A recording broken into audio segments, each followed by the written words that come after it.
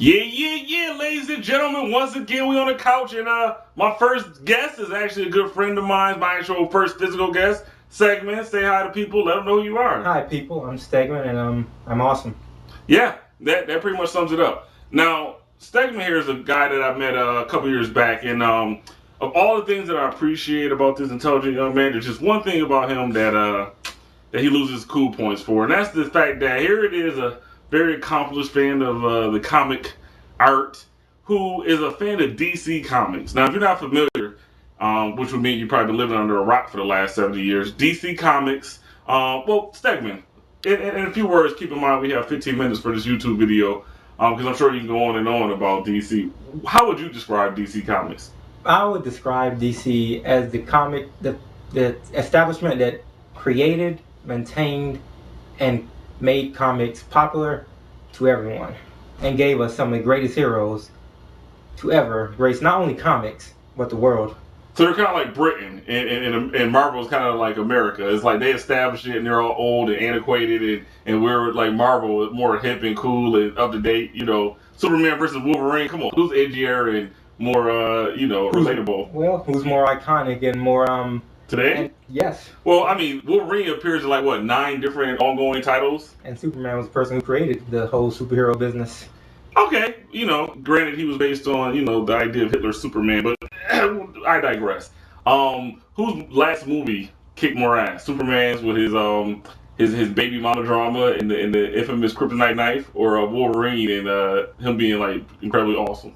Superman was much better than X-Men Origins Wolverine any day of the week. Really? You think yes, so? I think so. And even though one of the villains in the movie was Cal Penn, that's still okay for you? Even as horrible as Superman Returns was, and I'll admit it was, it's still better than Wolverine and his blob jokes and Baraka Deadpool. Okay, granted, but who, again, in the climactic end scene of Superman Returns, who were the villains? Sans Kevin Spacey? Remind me. It was Lex Luthor. Well, besides him, there was another situation. Was there not 3 individuals dressed up as Where's Waldo, and they beat Superman up with a kryptonite? Well, hey, it's his weakness. It's his weakness. So pretty much anybody can strap on a kryptonite, headband or rig, and they can just beat the crap out of the most powerful person in the world. So you know what Wolverine's weakness is? Not enough asses to kick. You know what I'm saying? Like, Wolverine has no, by definition. But that's the argument. See, me and Stedman, we can go on and on about it. The thing is, though, I love Marvel, but of course I read DC. As a matter of fact, Stegman and I are into a nice little partnership where he brings me DC titles and tries to convert me, and I give him Marvel titles and try to convert him. I've been reading comics for 20 years. Stegman, how long have you been reading comics?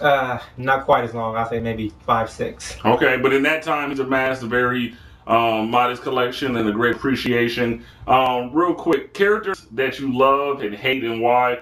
I don't know why he has this blatant lack of appreciation for Emma Frost and Banshee.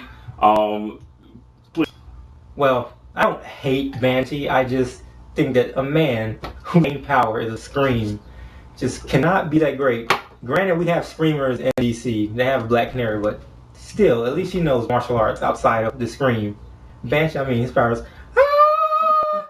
Yeah, I defeated Magneto once again. I mean, come on. In all fairness, you'll see Banshee in X-Men First Class. He has the ability to project a screen that allows flight and manipulation of sonic powers. He uses sonic powers, but look at Claw. Claw has sonic powers. He doesn't scream, but it's still the manipulation of sonic.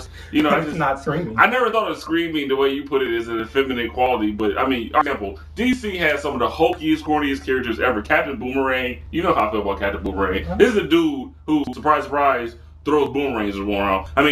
DC always on the nose with their characters, and Black Lightning. Hello, a black guy who's shooting. Black Panther. DC. Well, come on, but that has a double entendre. There's a little more to it. Come on, Black Lightning. And Black Lightning created that name because he was the first black superhero of his time, and he knew who they were dealing with. But then, Black Panther is ironic. Black Lightning, you can find a Black Panther in nature. When the hell you ever seen Black Lightning? It's just, it's pandering. But Black Panther is a double on. It's like just saying it's repetitive. All panthers are black. It's like saying Black Crow or White Polar Bear. Hey, I don't know. It's with the blackness, it's redundant in order to make a point. I'm pretty sure they're just because he's black. I don't think they were trying to do a whole double entendre back in that day. Well, certainly both companies have suffered on faux pas and mistakes and lacks of judgment. I mean, again, DC's entire, product rests, it hinges on, the ideas of Hitler, vis-a-vis the whole, massive race Superman. So, DC can't really let he who is without anti-Semitic tendencies cast the first stone. Hey, Superman's created by Jewish people, so I don't know the whole Hitler thing might connect or not. That's touche. I mean, but the industry, you look at Stan Lee and Marvel. I mean, what I love about Marvel is the fact that Marvel comics are contemporary and they represent allegories that speak to me. The X-Men, they're a metaphor for civil rights. Everybody who knows about the X-Men, you can Google it. Professor Xavier, Martin Luther King, Magneto, by any means necessary. There's just so many more contemporary, relevant points that Marvel hits. In your opinion, how does DC handle that? I mean, what do they accomplish in terms of, cautionary tales, morality tales that everyday people can relate to? I mean, Superman wants you to milk. You know what I'm saying? Wolverine wants you to battle your inner demons of rage and anger. Where does DC's... Hey, sometimes you gotta stab a motherfucker, you know what I'm saying? Sometimes you gotta stab someone. Where does DC redeem itself in terms of relatability to today's issues? Like, why should somebody who never picked up a D comic pick it up, in your opinion, in terms of how it relates to their life? Well, I think a lot of people say that DC heroes aren't as relatable as Marvel, but I think they are actually the same, if not more relatable, because, I mean, yeah, Superman has all these powers and, like, he's almost a god, but Clark is an everyday man. He has a family, take care of his wife. He tries to balance both his job along with his family, like his Connor and Kara and his mother in Smallville. Batman is a tale of he saw someone get murdered as a child, his parents, and he doesn't want that to happen to anyone else. So he's trying to avenge. Yeah, but in real life, Batman would have had to go into some serious psychic evaluation. I mean, at 10 years old, your parents get murdered, and then you know. Hey, it did scar him. It scarred him for life. Yeah, and then he committed himself to a life of vigilante crime. I mean, he's emotionally unstable. I mean, anybody who dresses up in all black and enlists to help a little boy who he insists wears stockings, whose name just happens to be Dick. Hey. I mean, come on, what's all that about? There's some serious homoerotic. Dick Grayson has the similar background as Bruce. He saw his parents taken away from him in violence, and Bruce felt sorry for him. Wants to take him under his wing, no pun intended, and wants to help him out. That's the same thing. But why have all of Batman's proteges been males? Why does he keep, he's like the Michael Jackson of the superhero set. I mean, every time you turn around between Dick and Jason and Tim, it's just another young boy, most recently Damian, who of course is his son, Bill. I don't know. I mean, on the other hand, Wolverine, his proteges tend to be female. Jubilee, Kitty, X-23. It's funny though, these characters are awesome. Whether you're a Marvel DC fan, Stegman and I both, we can bust each other chops, but we love these characters. I mean, they're very engrossing and interesting. And the funny thing is, the writers of these comics, shouts out to, Chris Yost and Jeff Johns and Gail Simone and Brian Michael Bendis. These guys, they're masters of literature. And they craft these stories that interweave all these themes and tropes into these characters. So when you're reading like Giant X-Men, this is in celebration of the movie that's coming out May 3rd, X-Men First Class. Nice plug, by the way. Of course, come on, Marvel, watch your boy. How many urban correspondents, reviewers do you have your comics? Here go 2 people. Marvel, DC, holler at us. I mean, we've been reading these comics, as you heard, a cumulative of a quarter century of information. But in this comic, it talks about how humans have been around for 25 million years and how there's a group called the evolutionaries who wipe out the preceding species in order to make way for the emergent species. So with humanity, they in this book, it's so funny about a comic, you never know when you're going to learn something. Let's see what the name of this group was. But I had never even heard of this group because I'm not a science major. But Stegman, while I'm looking for that, please go and try to convince the fans out there why you're not reading an inferior company, please. Well, I started reading both Marvel and DC at the same time to see which one I would like better. Marvel, it got to me, and I will admit that my favorite superhero, period, is Spider-Man, which is going against my whole argument, I guess. But the reason I like DC better is because, in my opinion, they have better stories, better characters, and just like better adventures. I mean, when you think of like graphic novels or storylines, almost every single one you think of is a DC title, whether it be Nightfall, Death of Superman, Kingdom Come, 52. Yeah, I don't know. I mean, you look at Marvel's history, and I found the title real quick because I'm gonna touch that because DC has had some epic stories. Death of Superman is possibly one of the most endearing, important stories I ever read. My father, before he passed away, he bought me the Death of Superman comic book and died 5 days later. And that story arc is probably the most poignant stories and most relevant stories to my life.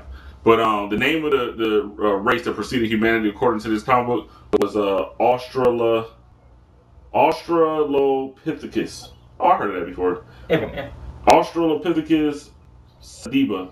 So it's this cool idea that this ancient race of celestial beings wiped out the race preceding humanity, and now in this current storyline, they're looking to wipe out humanity in order to make way for mutants. And there's this whole idea of evolution, and it's just you don't see that in DC. And if it is, it's convoluted and confusing and boring as shit. But the main thing that I love about Marvel, when we spoke about storylines, currently there's the Fear Itself storyline, and here its Avatar has come to Marvel the universe and all over the place, and it's just this cool story where all of the Marvel heroes are forced to handle their fears as well as that widespread fear is wiping across the world. And I mean, just a really great human interest story about how people have to deal with fear. Then you got X-Men Schism, which tells the tale of Wolverine and Cyclops having a civil war amongst the X-Men.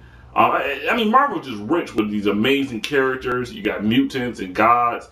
DC is just all these hokey, alliteration. Your Jeff Johns and your Clark Kents and don't get started on alliteration. You can't get started. The Bruce Banners and the Reed Richards and the Susan Storms and the Peter Parkers. Okay, I'll give you that. Okay, and I'll give Scott you that. Summers. Hey, all right, that's it though. I mean, what That's you got? it. Okay. Yeah. Who else? Who else? Got like 7. DC, their whole cast, their whole pantheon of characters. I think Marvel has more. Lois Lane and I think Marvel. Okay, you can think of like 30. And the thing I hate about DC the most is that their rogues are the hokey Mirror Master. I mean, they have the dorkiest characters hands down. Well, Marvel has like Apocalypse, and Darkseid is like an Apocalypse ripoff. Ripoff. You got Magneto. Come on, who can touch Magneto in DC? Maybe Lex Luthor. You have way better villains in DC. You have the Anti-Monitor, What's that big giant amorphous like celestial being? Yeah, we got like 30 of those in Marvel. The biggest murderer in comic history. He wiped out countless universes. Who in Marvel has done that? Phoenix, she ate a sun and killed 5 billion people in a blink of an eye. The Anti-Monitor killed trillions of people. Well, Phoenix was just hungry though. I mean, she existed. The Anti-Monitor like a word. But I mean, the thing is, you got people like Annihilus and in between there and a Watcher. You got like great, amazing celestial beings, and I don't know. Marvel just kills it hands down. I mean, Marvel is just hipper and cool. Rob Liefeld, what he did with X-Force, Deadpool. I mean, where's that edge in DC? Give me some DC edge. Arsenal. Well, one reason I don't like Marvel because they forget what super all about. But you have edge in DC. You have Secret Six. You have the Outsiders. You have most of the criminals in Arkham Asylum. You have what else do you have? But that's less edgy and more cerebral. Like DC always makes me feel. Marvel makes me just go, that was awesome. Like Marvel, Wolverine's gonna take 3 claws. He's gonna take 2 of them and pop them on either side of somebody's head. And says, if you want to see a third one, keep talking. You're not gonna get that from C. You get that from every. You're gonna get Ollie, the Green Arrow. Mike Dirk to shoot somebody with. You get that tough as nails guy in every single movie out nowadays. It's like Dirty Harry just make my day. Yeah, Wolverine is definitely Dirty Harry. Come on, but come on. He is just so blah. Why you see him so many times in all kinds of pop culture? Because he's so. But why is one of DC's coolest characters Green Arrow? He's Robin Hood, complete with a Van Dyne. What is it? Van Dyke, the mustache and the beard. Not Van. Is it Van Dyke? Van Dyne. Listen, we're gonna sign off. This is definitely the first part of multiple part series of DC versus Marvel. But we're gonna sign off right now. In interest of time, we're gonna post it or be back because.